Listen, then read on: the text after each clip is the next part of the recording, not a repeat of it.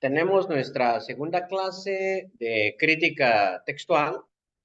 Ya más adelante, la siguiente clase, vamos a estar hablando de las diferentes traducciones al español. Ya vamos a estar haciendo una evaluación de las traducciones populares que hoy en día tenemos y al mismo tiempo también hablar de algunas de las traducciones históricas que tal vez nosotros no conozcamos, tanto las que son evangélicas como las que son católicas. Hay como 200 traducciones al español, no las vamos a analizar todas, sino vamos a hacer un simple recorrido a través de lo que sería una traducción. Para hoy, entonces, terminamos el tema de la crítica textual que dividimos en dos partes. La vez pasada su necesidad y ahora su complejidad. Y espero que al revisar el video que les mandé, pudieran ustedes notar que realmente es una cuestión compleja, ¿no? Vamos a armar un rompecabezas con 5.000 piezas. Bueno, manuscritos griegos del Nuevo Testamento son 5.000, del Nuevo Testamento, solo del Nuevo Testamento, solo en griego son 5.000. Cuando se hace una crítica textual, no solamente se toman en cuenta los manuscritos en griego, también se toman en cuenta las traducciones, que aquí nosotros le vamos a llamar versiones. ¿Sí? O sea, en crítica textual se le llama versiones a lo que nosotros llamaríamos traducciones. Está para el Nuevo Testamento, las diferentes eh, escritos en latín, que eso ya sumaría unos 10.000 manuscritos más, y los otros escritos, bien sea en copto, en eslavo, en siríaco, ahí complica la cosa. ¿Sí? Entonces estamos hablando de un montón de manuscritos que tenemos que armonizar. Mencionaba en el video aproximadamente 300.000 variantes. ¿Para qué significa variante? Creo que eso ya lo habíamos definido. Variante es cuando un manuscrito dice una cosa y otro manuscrito dice otra cosa, entonces varían. O sea, no dicen exactamente lo mismo, a eso se llama variante. Digamos, una letra que se cambia, una palabra que se cambia, el orden de las palabras se cambia. A cada cambio, por pequeñito que sea, a eso se le va a llamar variante. ¿Sí?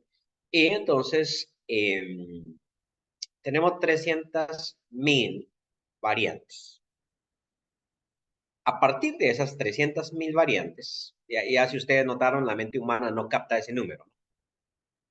300.000. Cuentas. Solo contando, haga los números de 1 al 300.000 y va a tardar usted como un mes. Solo haciéndolos a mano, ¿no? Ahora será analizando cada variante para saber cuál es el texto más aproximado al original. Entonces, es un trabajo muy duro. Y para eso ellos necesitan cánones, ¿no? Entonces van agrupando los manuscritos por familias. Ya vieron ustedes por qué la democracia no funciona ahí, porque si es por el número de manuscritos, vamos mal. Entonces, tiene que ser por familias. Si no vieron el video, le estoy hablando en chino, ¿cierto? Bueno, entonces tiene que ser por familias, luego ver qué peso tiene cada variante y, bueno, entremos en materia, ¿sí? Ustedes preguntan muy poco, así es de que voy a tocar algunos puntitos. Primero, entonces vamos a reconstruir el texto original. Primero, ¿cuántos de ustedes, levántenme la mano, han escuchado en determinado momento que el final de Marcos no existe en los mejores manuscritos?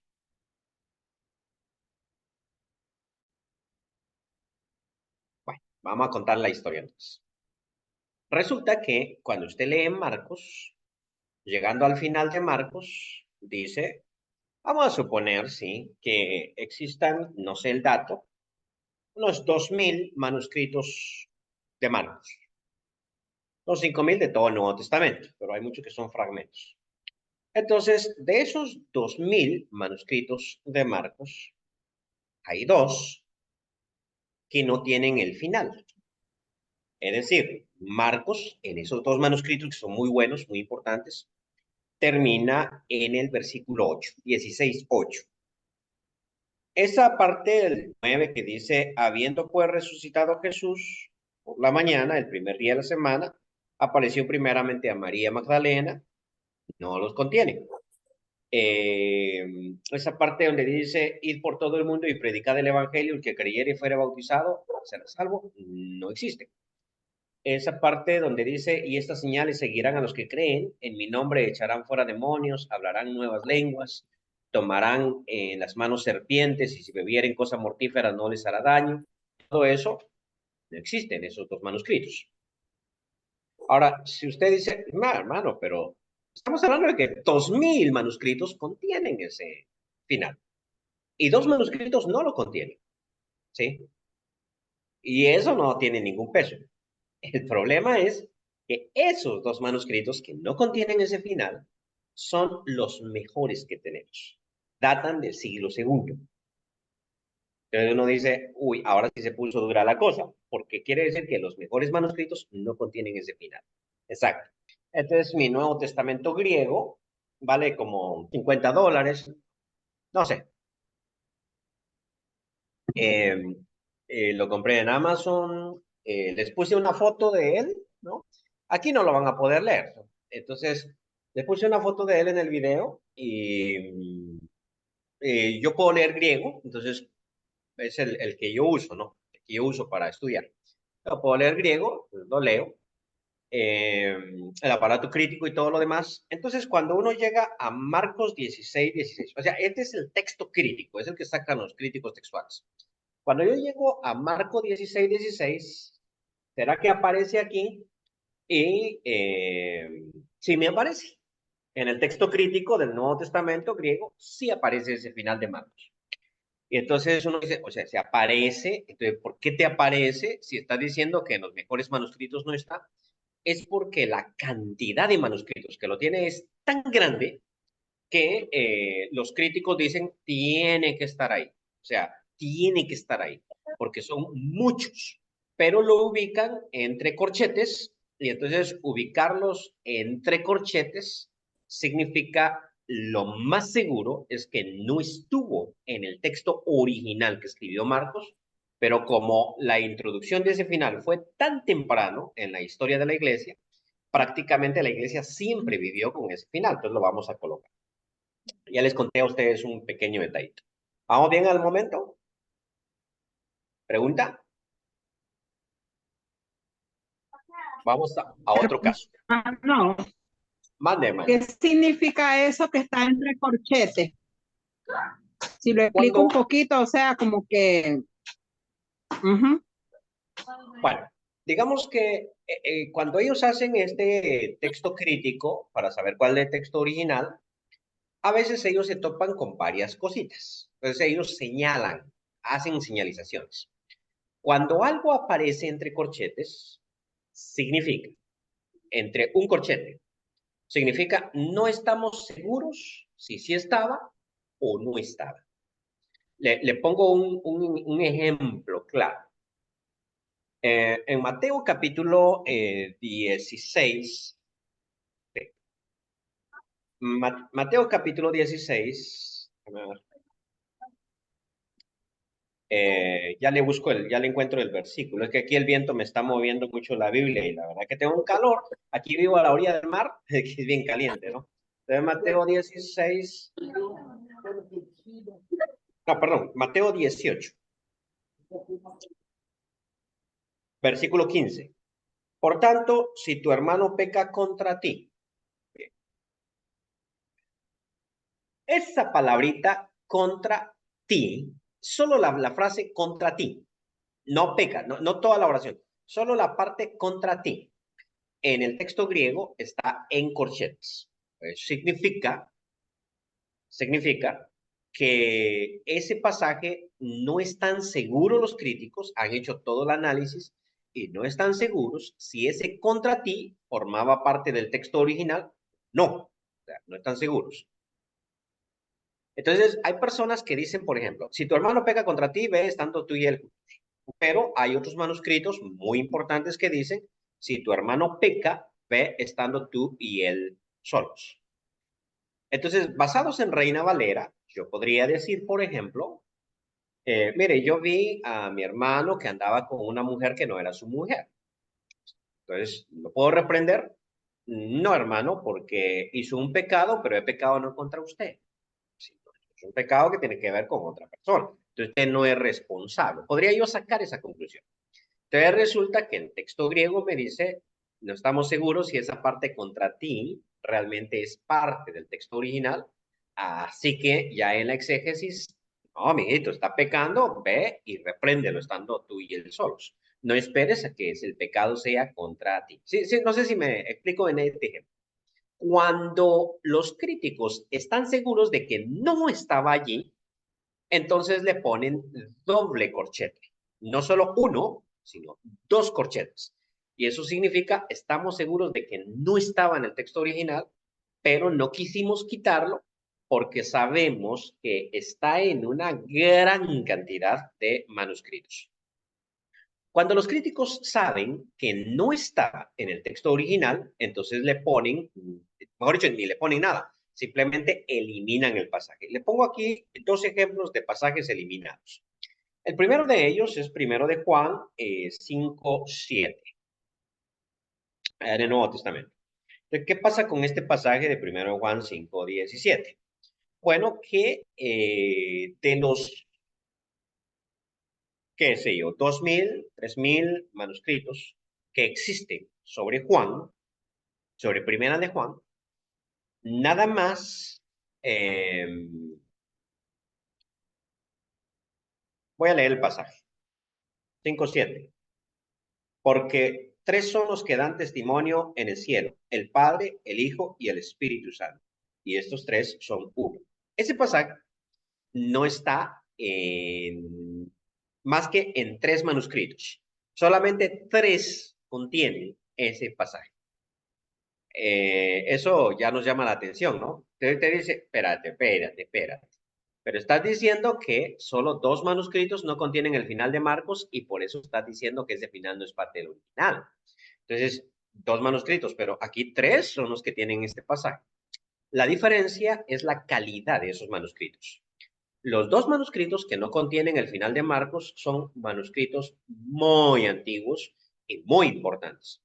Los tres manuscritos que contienen este pasaje, los únicos que lo tienen, porque el resto no tiene este pasaje, los únicos tres que tienen este pasaje son manuscritos muy deficientes. Datan del siglo XVI. 1600 años después de la escritura de Juan es que aparecen estos manuscritos. Algunos creen que los inventaron, ¿no? Porque Erasmo, que hizo el Textus Receptus, que hablábamos ahí en el video, Erasmo no quería incluir este pasaje, dado que él no había encontrado un manuscrito griego que lo tuviera. Entonces digo, si no existe un manuscrito griego que lo tenga, yo no lo pongo. Pero ahí está en la traducción a latín, la Vulgata Latina, ahí está ese pasaje. Sí, dijo él, pero si hay manuscrito griego, yo no lo pongo. Y entonces, curiosamente, aparecieron tres manuscritos griegos que contenían este pasaje, pero muchos opinan que esos manuscritos griegos fueron fabricados en ese momentito. Entonces, cuando ya se le hace prueba de carbono a esos manuscritos, porque se puede hacer la prueba de carbono en los manuscritos, entonces la datación es del año 1600, es decir, el mismo momentito en que Erasmo los está pidiendo. Eso implica entonces que lo más probable es que ese pasaje no esté en el texto original. En mi texto crítico del Nuevo Testamento, ese pasaje no está. Y si usted revisa la nueva versión internacional, por ejemplo, ese pasaje no lo va a tener, porque según los críticos no estaba en el texto original y tampoco aparece en doble corchete como aparece el final de Marcos, porque ellos dicen, esto fue un cambio que se hizo mucho después, no un cambio que se hizo muy en el inicio. ¿Sí? ¿Vamos bien? Pregunta, no me preocupe, preguntemos o qué sí. Vamos a otro pasaje, otro ejemplo. Juan, pero ahora el Evangelio, Juan capítulo 4. Les voy a contar aquí más o menos cómo sucede esta situación. Juan capítulo 4 tiene un problema de un versículo que también ingresó en el texto, pero que realmente no era parte del texto original. Entonces, ustedes vieron que en el Nuevo Testamento nosotros tenemos tres familias. La familia alejandrina, que es donde están unos cuantos manuscritos, pero todos de mucho peso. Tal vez ustedes han escuchado hablar del Códice Vaticano, que es el mejor que tenemos en sentido completo. Se le llama Vaticano porque este códice A propósito, una vez más, códice significa esta forma de libro, ¿sí? O sea, cuando nosotros tenemos manuscritos antiguos, la mayoría de los manuscritos antiguos vienen en rollo, como el papel higiénico, en rollo. Entonces, a eso se le llama manuscrito, ¿va? Todos son manuscritos. Pero cuando dicen ese manuscrito es un códice, significa que tiene esta forma de libro que se inventó en el siglo IV. Muy bien. Entonces, hay tres códices muy importantes. ¿Cuál es la ventaja que tiene el códice? Que toda la Biblia cabe en un solo libro. Porque antes era un rollo, yo ya les conté esa historia, ¿no? De que era un solo rollo para cada libro y que entonces no se puede poner mucho, pero cuando ya se inventa el códice, entonces ahí cabe de todo. Entonces, se escriben tres grandes códices. Algunos opinan que pues, se escribieron casi juntos, pero lo más probable es que no, porque, por ejemplo, el Códice Vaticano tiene 3 columnas y el Alejandrino tiene 4 columnas. Entonces, no son idénticos. Bueno, entonces, hay tres grandes códices que son unciales, escritos en pergamino. El Códice Vaticano se llama Vaticano porque ese lo encontraron en la biblioteca del Vaticano. O sea, ahí hojeando, es que esa biblioteca es enorme, tiene libros, archivos, o sea, eso es grandísimo realmente. Entonces, ahí metidos en esa biblioteca en los estantes se encontraron ese códice que datan más o menos del año 350, o sea, es un libro muy antiguo. El otro gran códice de segunda importancia es el Códice Sinaí. Ese lo encontraron en el monte Sinaí. Ya les conté a ustedes que ahí hay ¿cómo se llama este? Un monasterio al pie del monte y en ese monasterio encontraron ese gran códice. No en la biblioteca del monasterio, pero es que ellos estaban sacando un montón de libros ahí para quemar para el fuego, que obviamente sacaban de su biblioteca y en medio de esos libros iba ese códice que un gran erudito que andaba por ahí rescató. Pero es un códice muy bueno. Y el otro gran códice es el códice alejandrino, y eso se le llama alejandrino porque viene de Alejandría. Esos tres grandes códices antes se creía que se les llamaba texto neutral, o sea, texto sin error.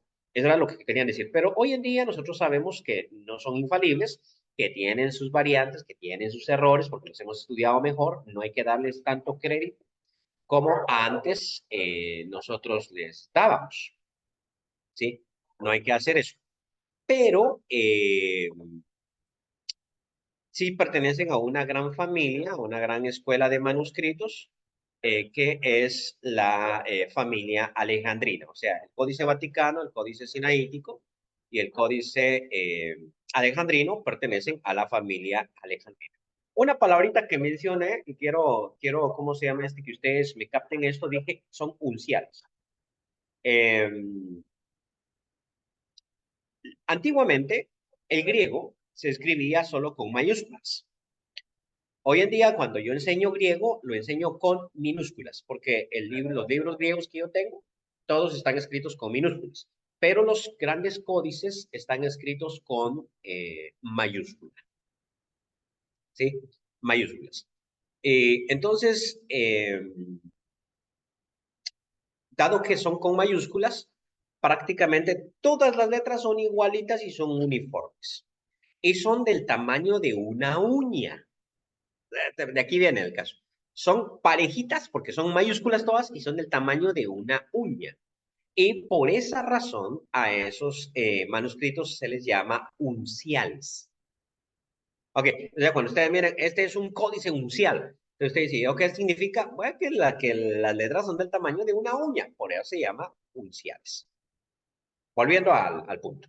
Entonces, hay tres grandes familias. La familia alejandrina, que es la mejor, pero no tiene la mayoría de los manuscritos, es la mejor. O sea, es la número uno. Prácticamente es la que los críticos consultan.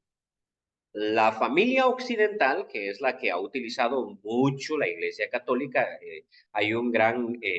también hay un gran códice que pertenece a esa familia, el Códice de Beza, así se le llama, pero esa familia tiene muchos pasajes incrustados. Les voy a explicar esos pasajes incrustados, la mayoría de ellos tiene que ver con fórmulas de respeto. A ver, ¿a qué me refiero? Si uno lee, por ejemplo, Romanos 10, 9, 10.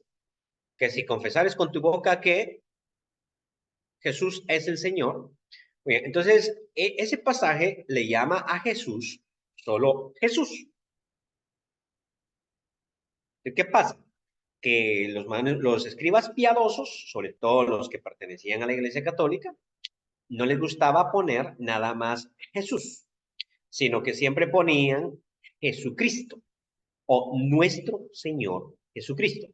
¿Eso por qué? Porque le agregaban esas fórmulas de respeto. O sea, es como en mi caso, ¿no? Para las personas que me conocen, para el hermano Fernando, por ejemplo, y yo simplemente soy Selvin. Ay, Selvin viene, Selvin va, qué sé yo, y vamos a hablar con Selvin. Entonces simplemente soy Selvin. Pero para otras personas soy el hermano Selvin. Entonces, allá cambia, ¿sí? O para otras soy el hermano Selvin Monteros. Entonces, esto es lo que pasa. Que estos escribas no querían referirse a Jesús como simplemente Jesús, sino que a veces le ponían en las fórmulas nuestro Señor Jesucristo. O sea, la fórmula larga, ¿sí? Nuestro Señor Jesucristo. Entonces tiene muchos textos añadidos, el códice, ¿cómo se llama? La familia occidental. Y uno de los pasajes que la familia occidental y también la otra familia que aparece ahí, la familia bizantina, y esto es porque la ciudad de Constantinopla, recuerden que hay dos iglesias católicas, ¿no? Está la iglesia católica romana y está la iglesia católica ortodoxa griega. Esa ortodoxa griega tenía su sede o su central en la ciudad de Constantinopla. Ese lugar de Constantinopla, antiguamente, donde está la ciudad, hoy en día se llama Istambul, ¿no? Los árabes, digo, los turcos conquistaron ahí y entonces ellos le cambiaron el nombre, Istambul. Entonces, antes se llamaba Constantinopla y mucho tiempo atrás, antes de que Constantino hiciera esa ciudad, allí había un pueblito y a ese pueblo se le llamaba Bizancio. O sea, era el pueblo de Bizancio, por un antiguo mito griego de Bizas, el toro de Bizas, que va a contar yo toda la historia, que no va a regar en cuenta. Entonces, ese pueblito se llamaba Bizancio. Debido a que ese pueblito se llamaba Bizancio, entonces a toda la cultura que se desarrolla en lo que es Constantinopla se le va a llamar cultura bizantina. Y por eso es que a los manuscritos que vienen de esta iglesia ortodoxa griega se le va a llamar los manuscritos bizantinos o la familia de manuscritos bizantinos. Pues bien, la Reina Valera se concentra en esos manuscritos bizantinos, porque el Textus Receptus, que es el que utiliza la Reina Valera no utiliza el texto crítico para traducir, sino utiliza el Textus Receptus. Yo no tengo un Textus Receptus, no lo compro, no lo he comprado, no creo que valga la pena comprarlo. Pero claro, cuando uno tiene plata, compra todo, ¿no? Pero no lo tengo. Pero ese texto, Textus Receptus, es el que la Reina Valera utiliza y tiene muchos pasajes añadidos. Pregunta, ¿pasajes añadidos que afectan la doctrina? No, ni uno. Son pasajes que en determinado momento los escribas agregaron palabras. Pues como sucede, por ejemplo, ¿cuál es la diferencia entre decir Jesús dijo y decir nuestro Señor Jesucristo dijo? La misma cosa, solo que una es con respeto y la otra es una frasecita corta. Entonces, no es que hayan añadido grandes cosas. Pero aquí les voy a mostrar a ustedes un ejemplo. Juan capítulo 4. El capítulo 5, perdón. Juan capítulo 5. Dice el texto. Después de estas cosas, había una fiesta de los judíos y subió Jesús a Jerusalén. Y hay en Jerusalén, cerca de la puerta de las ovejas, un estanque llamado en hebreo Betesda, el cual tiene 5 pórticos. En estos yacía una multitud de enfermos, ciegos, cojos y paralíticos que esperaban el movimiento del agua. Si ustedes tienen una versión internacional, el versículo 4 no aparece, porque un ángel descendía de tiempo en tiempo al estanque y agitaba el agua. Y el primero que descendía al estanque después del movimiento del agua quedaba sano de cualquier enfermedad que tuviese. Sino que se salta hasta el versículo 5. Y había allí un hombre que hacía 38 años. Pero ese versículo 4 no lo tiene el texto crítico y por lo tanto la nueva versión internacional que sigue el texto crítico tampoco lo tiene. Entonces lo tiene la Reina Valera. Ahorita les cuento más o menos cómo se introdujo ese pasaje, pero no sé si la hermana Lisette me estaba levantando la mano. Si no, no me preocupe. Igual tiene su micrófono apagado. Sí, que efectivamente no aparece el versículo 4 en la internacional. Perfecto. Entonces, vea. La próxima semana vamos a hablar de traducciones. Pero entonces usted llega ahí y dice, ese versículo no aparece. ¿Por qué? Porque la nueva versión internacional sigue el texto crítico. El texto crítico sigue la familia de manuscritos alejandrinos y ahí no aparece. En cambio, la Reina Valera sigue el Textus Receptus, que sigue los manuscritos bizantinos, y en esos manuscritos bizantinos y en los occidentales, ahí sí aparece. O sea, en el 95% de los manuscritos, ese versículo 4 aparece, pero no son los mejores manuscritos, el 5% de los mejores manuscritos no lo tienen. Alguien me había levantado la mano, perdón, no le di la mano. Alguien.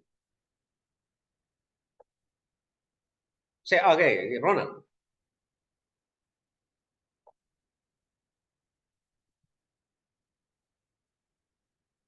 No le escucho, hermano Ronald, disculpe. Algo pasa, pero yo no le estoy escuchando. ¿Alguien le escucha? Ahorita tiene apagado el micrófono. Préndalo. Dele, hable. ¿Le escuchan? No, ¿verdad? Tiene algún problema con su micrófono. Pero no sé si con el micrófono o... ¿Y ahora? Ahora sí. Dele. Ya. Sí, es que la auricular la tengo un poco dañado. Buenas noches, hermano. Como te había dicho, según que si tienen corchete, en la Biblia que yo tengo es la Reina Valera contemporánea y el versículo número 4 sale entre corchetes, que usted dijo de que, digamos que podía estar, pero no es tan seguro. Y Sí. el versículo 4 está encerrado entre corchetes. ¿Dos o uno? El versículo 4 del capítulo 5 de Juan, Sí, ¿dos corchetes o un solo corchete? dos corchetes desde el inicio hasta el final. Sí, sí, pero mi pregunta es si tiene uno al inicio, uno al final, o tiene dos al inicio y dos al final. No, uno al inicio y uno al final. Ok. Eso no es tanto, o sea, es el texto crítico el que hace eso. Pero sí, entonces lo que le está indicando la versión contemporánea de la Reina Valera es que ese versículo tiene un problema.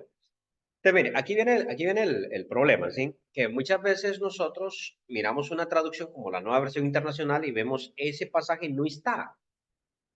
Uno piensa, estos traductores quitaron el pasaje, pero no es eso.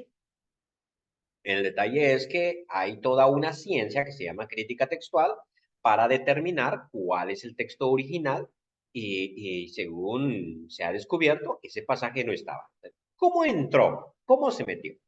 Aquí es donde yo quiero que ustedes vean una cosita, ¿sí? Pero Lizeth, cuéntenos y después. Es que una consulta, lo que pasa es que para ahora que estamos viendo esta clase, estamos conociendo un poco más de lo de la crítica textual, entenderíamos que los críticos pues no lo tomaron en cuenta, por ejemplo aquí en la versión internacional. Pero si estuviera en otro momento que no estuviera recibiendo la clase, y no, entendería que no se fijaron, no lo escribieron, mala imprenta. Eso es lo que pensaría como... Exacto. Exacto, no, no, por eso es que es buena la clase, ¿no? O sea, ese es el punto, que uno entienda qué están haciendo ellos. Sí, lo que uno piensa es, metieron la pata, o sea, no pusieron el versículo 4. Ahora, eh, ¿qué pasó? A veces uno piensa, o se acusa, por ejemplo, los testigos de Jehová son muy buenos para eso.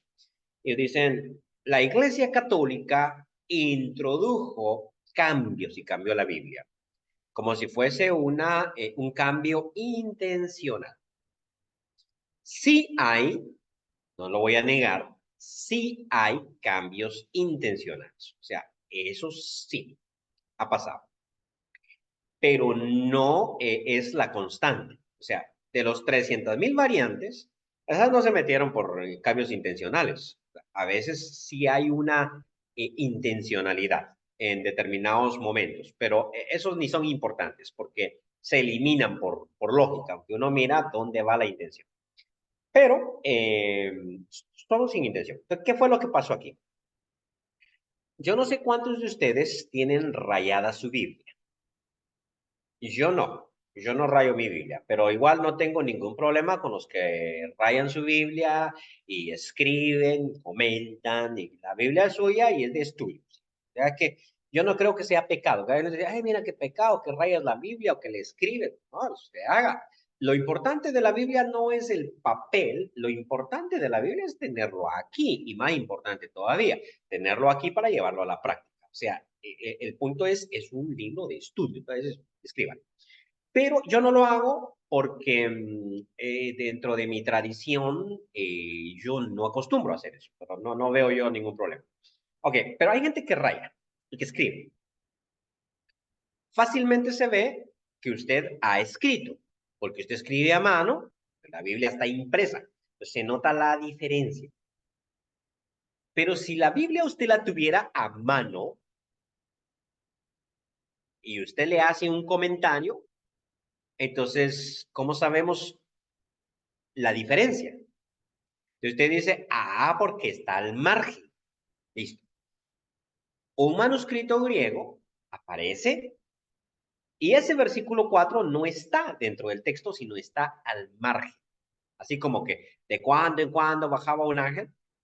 Entonces resulta que el escriba que agarró ese manuscrito dijo, esto que está al margen aquí es una explicación que él quiere dar que recibió en una clase bíblica o es que él conoce el texto original y ese pasaje está. Porque también, cuando uno agarra los manuscritos antiguos, resulta que le hacen a uno una copia de Juan. Hay copias de Juan que tienen correcciones, porque el escriba original se equivocó y como yo ya miro el error, entonces al margen yo pongo, corrijo el error. A veces es al contrario. El texto está bien escrito y yo soy el que estoy poniendo notas porque estoy tomando una clase y estoy poniendo mis opiniones. Entonces, alguien puso esta tradición, le diría algo así como, mira, que es que lo que pasaba ahí era tal y tal cosa. Y entonces, yo no sé, no estamos en interpretación bíblica, pero usted tal vez ha oído que cuando dijo Jesús, más fácil es que pase un camello por el ojo de una aguja que entre un rico en el reino de los cielos. Entonces usted puede ver en internet que sacan ahí una foto de Jerusalén y dicen que en Jerusalén había un gran pórtico y que tenía un agujerito chiquito y que eso se llamaba el ojo de la aguja. Puro cuento. Ese es puro cuento.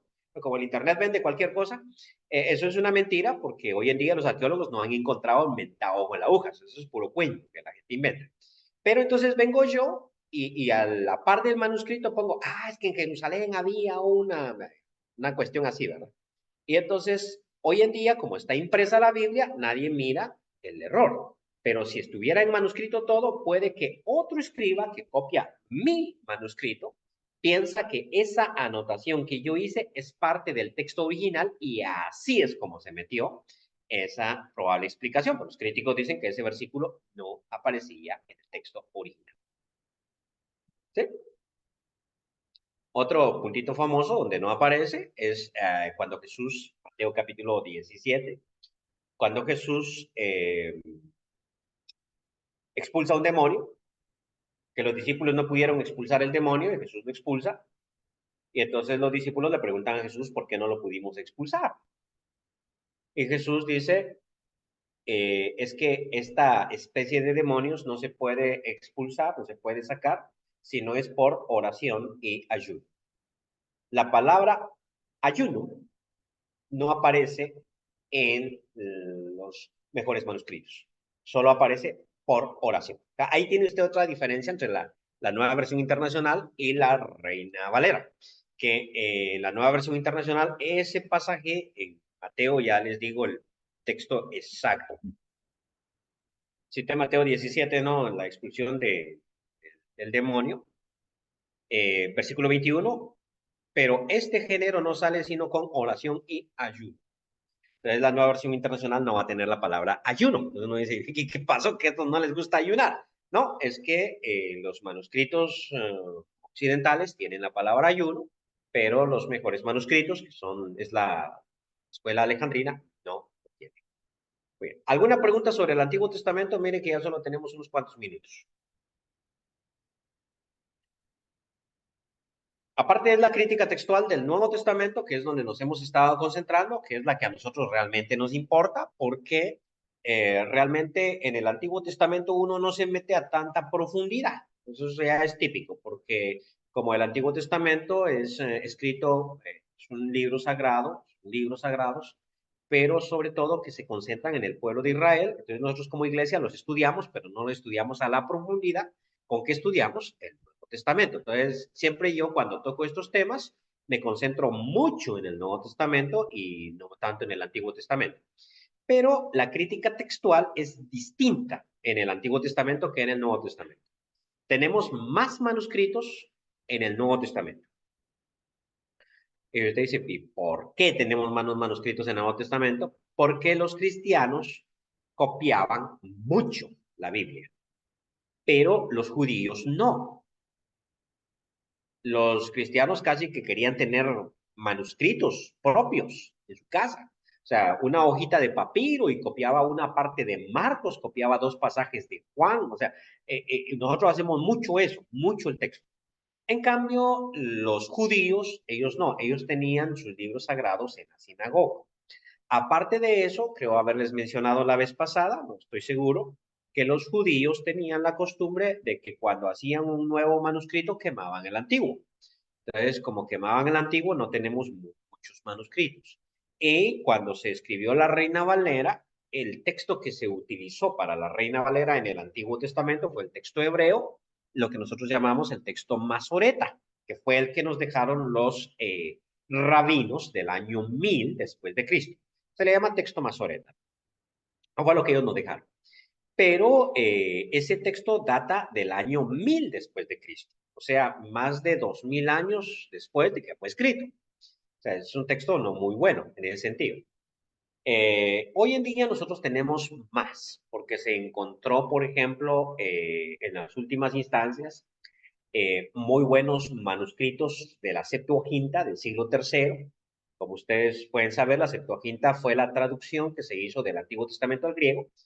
Claro, es un problema porque la traducción no va a tener el mismo valor que el texto original, no va a tener el mismo valor. Pero sí es muy antigua, entonces tiene mucho valor, ¿no? O las traducciones de la Vulgata, o las traducciones de la Septuaginta, o los manuscritos del Mar Muerto que se descubrieron en 1948, ¿no? Eso fue que andaban unos pastorcitos por ahí y cayeron en unas cuevas, ahí cerca del Mar Muerto, hay un desierto terrible, salado, seco. Entonces los manuscritos se conservan. Ahí habían unas cuevas de que había una secta judía ahí, se cree que se llamaban esenios, que vivían ahí cerca del Mar Muerto y tenían esas cuevas, en Qumran se le llama. En esas cuevas tenían ellos muchas canastas de manuscritos, escritos, la Biblia, lo que ellos tenían. Y cuando ya invadieron los romanos y destruyeron Palestina, destruyeron Israel, entonces ellos salieron huyendo o se murieron, los mataron, no se sabe qué pasó con ellos, pero de alguna manera dejaron para el año 70 eso ahí. Y va la casualidad que en 1948 unos pastores encuentran esos manuscritos, los empiezan a vender porque saben el valor que tienen. Y ya los arqueólogos descubrieron las cuevas y encontraron una de manuscritos muy importantes y dentro de ellos descubrieron manuscritos bíblicos. Sobre todo el Antiguo Testamento, también el libro de Enoch y otros escritos que no son del Antiguo Testamento, pero del Antiguo Testamento consiguieron una copia muy buena de Isaías, copia muy completa, y ya a la hora de comparar esa copia muy completa de Isaías con la que tenían del texto Masoreta, que databa de 1000 años después, se dieron cuenta que no había diferencia sustancial, que prácticamente eran idénticas. Eso quiere decir que los escribas hebreos eran muy buenos para eso. Pero para hacer la crítica textual del Antiguo Testamento se utiliza el texto Masoreta, se utiliza los manuscritos del Mar Muerto. En la presentación del video se los pongo por orden. En primer lugar, lo más importante es los manuscritos del Mar Muerto, y después la Septuaginta, que es la que más se utiliza. Ya, en el Pentateuco, por ejemplo. En los libros históricos, que nosotros llamamos Josué, Jueces, Ruth, la Septuaginta no es muy buena. Es una traducción deficiente en esos libros. Entonces se utiliza más el texto hebreo.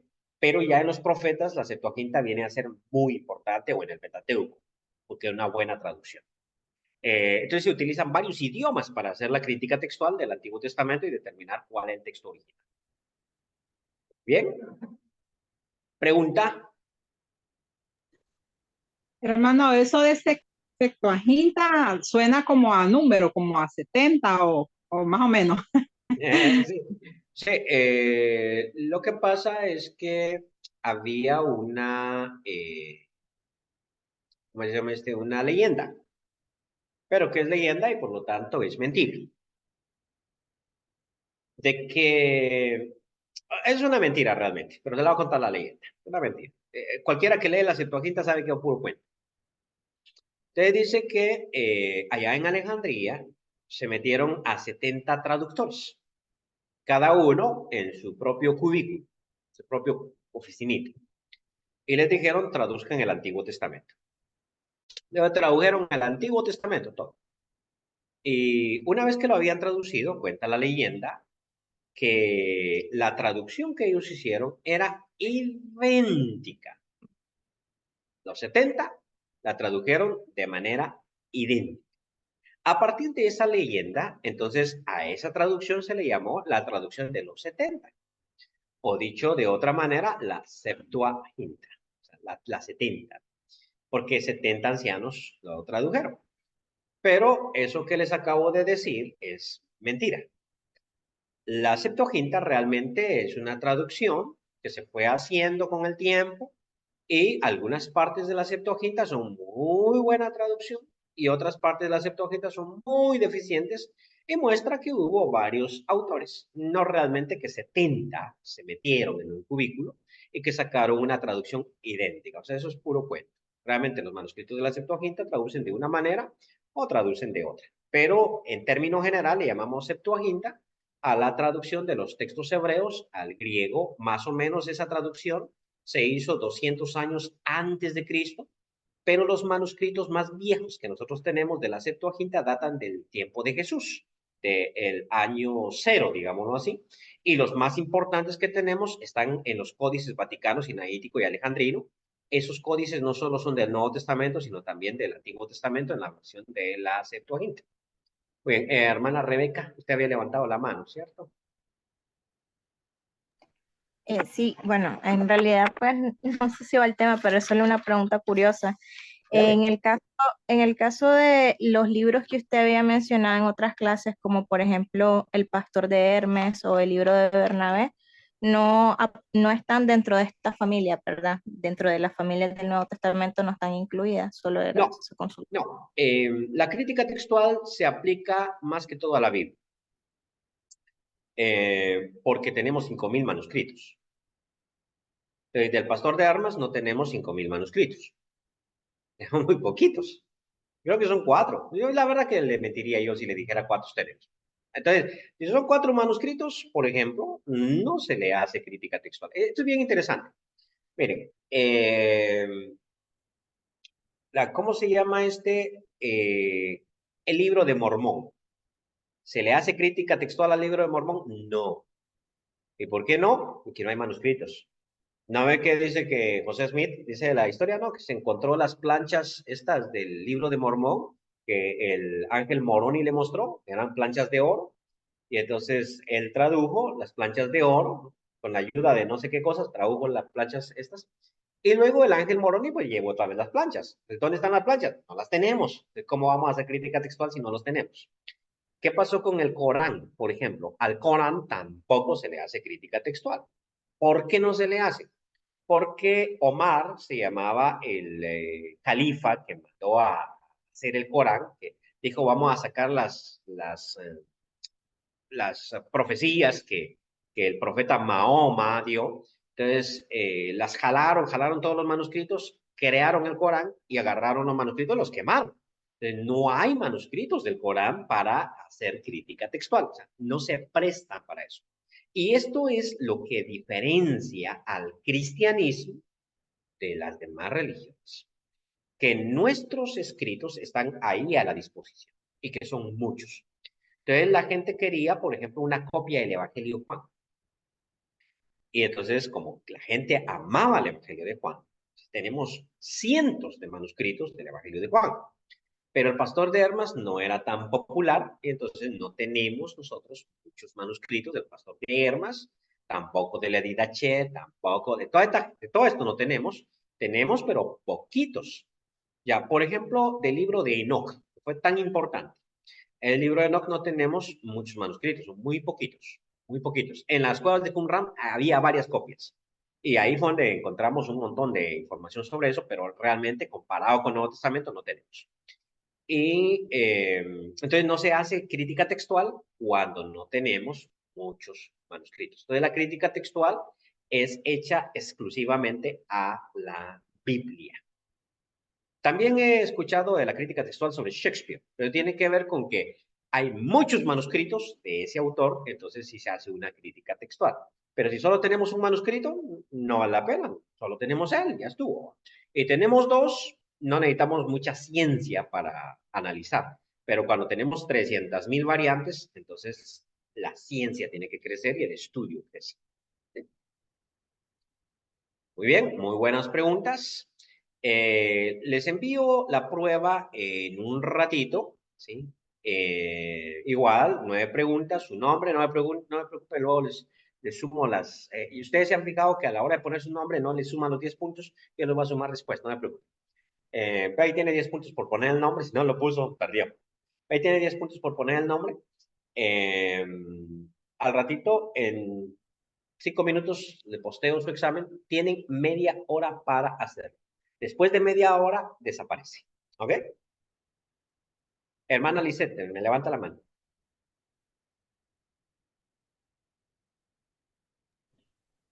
Entonces, según lo que entendí con esto de las críticas, somos buenos criticando, es que la versión de la familia de Alejandría eran como los manuscritos más aceptados, ¿no? Sí, sí. Así es, porque como que se apegaban más a los antiguos originales, o sea, se ve más, y no aumentaban, sino que escribían tal cual, eso es lo que entendí. Sí, Y que los que descubrieron en el Mar Muerto, ¿verdad? Los manuscritos también son los que están, pero esos son del Antiguo Testamento. Sí. son del Antiguo Testamento, los de Alejandría y los de, o sea, que en el Nuevo Testamento entonces sería otro, no serían Sí. los alternos. Sí, el Nuevo Testamento serían los alejandrinos, la escuela de Alejandría. Ok, del Antiguo Testamento serían los del Mar Muerto y Exacto. los del Nuevo Testamento de los alejandrinos. Sí, Así exacto. entendí, ok. Muy bien. Una cosita última que quiero mencionarles, que es importante, es que el griego antiguo, cuando el apóstol Pablo escribió, para decirlo de esta manera, no utilizó comas y puntos. Nosotros hoy en día utilizamos puntos, Sí, para comas, entender. pero ellos no utilizaron comas y puntos. Y la otra consulta es con esto que hemos estado viendo las versiones de la Biblia, entiendo entonces que Reina Valera no sería como una traducción confiable, por decir así. Sí es confiable, yo la uso para predicar, predico el domingo, voy a predicar Reina Valera, pero el próximo fin de semana, la clase la vamos a tener el lunes, ya, porque solo hicimos 2 cambios por mis viajes, pero luego volvemos al horario normal, entonces quiere decir que el lunes tenemos la clase. Entonces, el lunes vamos a hacer un estudio sobre las versiones, ahí vamos a contestar a Eso, esa ajá. pregunta. Sí, porque Pero tenía esa duda. permítame terminar sobre los puntos. El texto griego que tengo acá sí tiene puntos y comas. La razón es que más adelante, en el siglo III, se empezaron a utilizar, entonces los manuscritos griegos sí tienen puntos y comas, pero el original no tenía. Esto lo digo porque a veces nosotros peleamos en cuanto a una doctrina sobre dónde está el punto. Entonces resulta que en el texto original no había puntos. Entonces es muy difícil pelear por, mira, aquí hay una coma y esa coma significa tal cosa.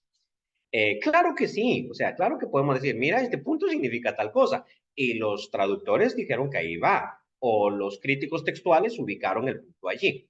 pero realmente cuando Pablo o Juan, ellos escribieron, ellos no usaron puntos, porque los manuscritos más antiguos que nosotros tenemos no tienen puntos, no tienen comas. O sea, es que ellos no los usaron. Gladys, Ana o Edwin habían levantado la mano. Hermano, esta es como más una curiosidad, ¿verdad? Porque, Sí, sí. por ejemplo, en el libro de Job, eh, se dice que como, por ejemplo, llega el demonio donde Dios y le dice pues que si se miró a su siervo Oh, Job. Pero bueno, se dice la historia, ¿verdad? Y todo eso, pero, o sea, ¿cómo lo escribieron? O sea, tuvo que estar alguien ahí viendo que estaba Dios discutiendo con el demonio para decirle, ahí está. muy, muy buena pregunta, pero me llevaría un tiempito contestándola, que tiene mucho que ver con el género literario. Eso es interpretación bíblica. El género literario en la interpretación bíblica. O sea, uno tiene que determinar qué género literario es para contestar a esa pregunta. Muy buena, lo siento, me quedo corto aquí en esta clase. Hermana Rebeca.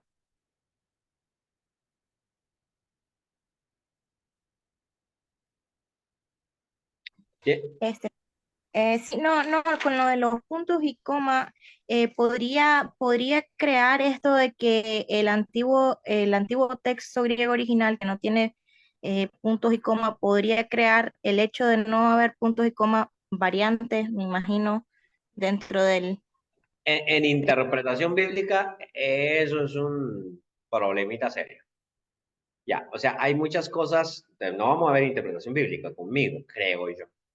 Pero, porque el hermano Fernando todavía no me ha asignado clase, ¿no? Pero si la vemos, vamos a ver ahí cosas interesantes como, mire este pasaje, quítele el punto y ya va a ver usted qué dice.